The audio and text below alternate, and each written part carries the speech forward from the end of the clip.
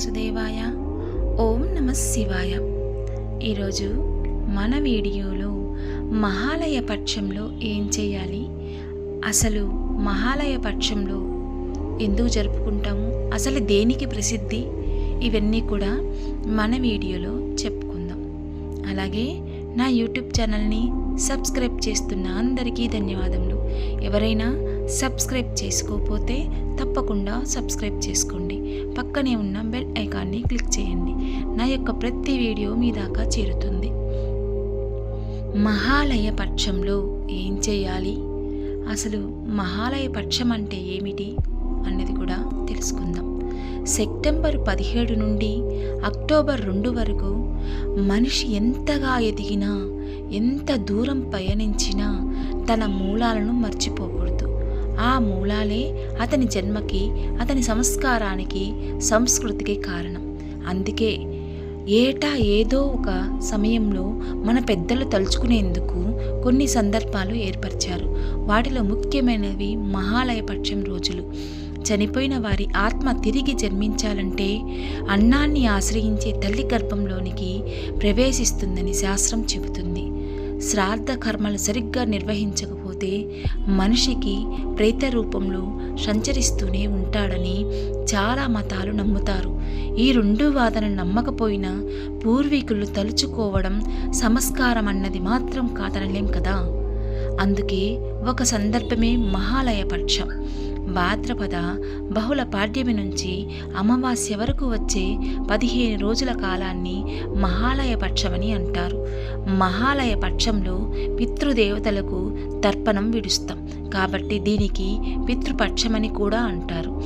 ఇప్పటి వరకు మనం పితృదేవతలను చేస్తున్న శ్రాద్ధ కర్మలు ఎలాంటి లోపం వచ్చినా కూడా ఈ పక్షంలో తర్పణాలు విడిస్తే దోషాలన్నీ తొలగిపోతాయట. అంతేకాదు, మనకి రక్త సంబంధం లేని గురువులు, స్నేహితులకు కూడా ఈ సమయంలో తర్పణాలు వదలవచ్చు. కొందరి పుత్రులు లేకపోవడంతో వల్ల శ్రాద్ధ కర్మలు జరగకపోవచ్చు. అలాంటి వారికి కూడా ఈ సమయంలో తర్పణాలు విడవవచ్చు. మహాలయంలో పక్షంలోని ఒక రోజుకి ఒక ప్రత్యేకత ఉంది. ఒకే కారణంగా చనిపోయిన వారికి ఒక్కో రోజుకి కేటాయించారు. క్రితం ఏడు చనిపోయిన వారికి భర్త ఉండగానే చనిపోయిన వారికి పిల్లలకి, అంతర్ధంగా చనిపోయిన వాళ్ళకి, ఇలా ఒక్కొక్కరికి ఒక తిథి నాడు తర్పణం విడవడం మంచిదని చెబుతారు. ఇలా కుదరకపోతే చివరికి రోజు వచ్చే అమావాస్య నాడు తర్పణం విడవచ్చని చెబుతారు. అందుకే ఆ అమావాస్య రోజున సర్వపితృ అమావాస్య అని పిలుస్తారు. ఈ మహాలయ అమావాస్య వెనుక ఒక విచిత్రమైన కథ ప్రచారంలో ఉంది. కర్ణుడు చనిపోయిన తర్వాత స్వర్గలోకానికి చేరుకున్నాడట. అక్కడ ఇంద్రుడు అతన్ని సాధారణంగా ఆహ్వానించారు. బంగారము, వజ్రాలని అతని ముందు ఉంచి భుజించమన్నాడు. వాటిని చూసిన కర్ణుడు ఆశ్చర్యం వేసింది. అన్నంతో తీరే ఆకలి బంగారంతో ఎలా తీరుతుందని అడిగాడు. నీ జీవితకాలమంతా బంగారం, వజ్రాలను దానం చేశావు, కానీ నీ పితృదేవతలకు ఏనాడు పిండ ప్రదానం చేసిన ఎరగవు అని బదులిచ్చాడట. ఇంద్రుడు దాంతో కర్ణుడు తన తప్పుని తెలుసుకుని తన పితృదేవతలను తర్పణాలను విడిచేందుకు ఒక 15 రోజులు తిరిగి భూలోకం మీదకు పంపామని వేడుకున్నాడట. అలా కర్ణుడిని దక్కిన 15 రోజులు ఈ మహాలయ పక్షం. ఈ మహాలయ పక్షంలో ఏదో ఒక రోజు కనీసం భోక్తనన్నా పిలిచి పితృదేవతల తర్పణాలు విడవాలి, లేదా గయ వంటి పుణ్యక్షేత్రాలు చేరుకుని అక్కడ శ్రాద్ధ కర్మలు నిర్వహించాలి, లేదా తమ పితృదేవతలను స్మరిస్తూ ఎవరన్నా బ్రాహ్మణుడికి స్వయం పాకాన్ని దానం చేయాలి. మహాలయ పక్షంలో అంతటా పితృకర్మలు జరుగుతాయి కాబట్టి పెద్ద పనులు వేటిని చేపట్టకూడదని, దూర ప్రయాణాలు సాగించకూడదని అంటారు. కర్ణుడికి ఎదురైన సమస్య, కర్ణుడు తన తండ్రి అయిన సూర్యదేవుని వద్దకెళ్ళి పరివిధాలుగా ప్రాధేయపడగా ఆయన కోరిక మేరకు దేవరాజైన ఇంద్రుడు కర్ణునికి ఒక అపురూపమైన అవకాశం ఇచ్చాడు.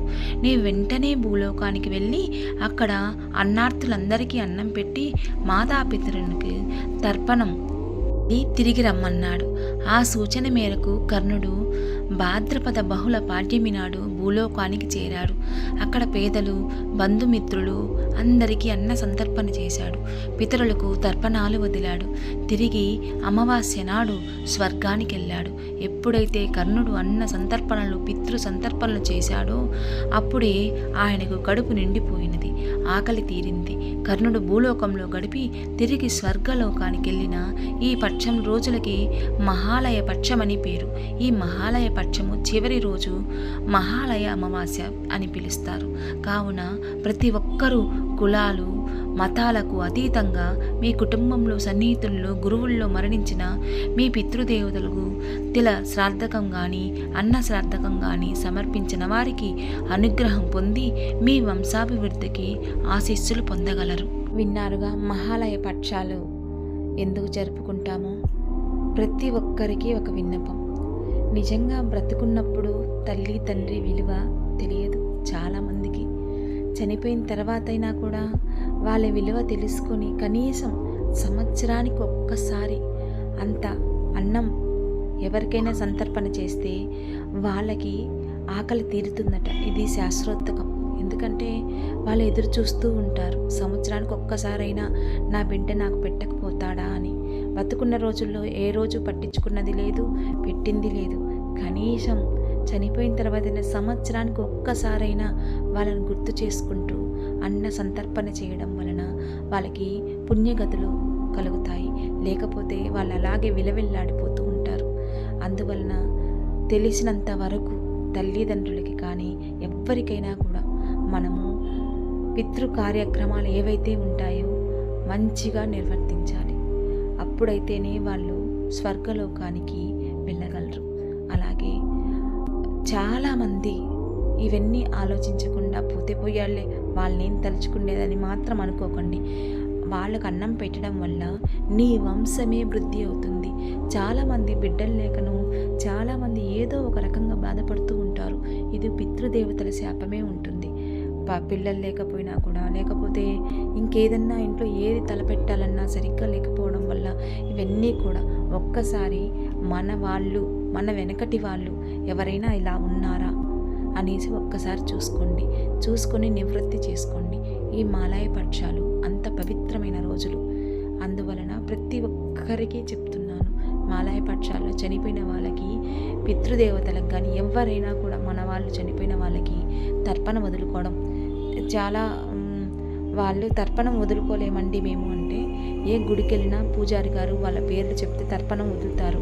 లేదంటారా, ఎవరినైనా పూజారిని కానీ ఎవరినైనా బ్రాహ్మణ్ణి పిలిచి వాళ్ళకి సరిపడా భోజనానికి సరిపడా ఇవన్నీ కూడా ఇస్తే స్వయం పాకం ఇవ్వడం వల్ల పితృదేవతలు సంతోషపడతారు.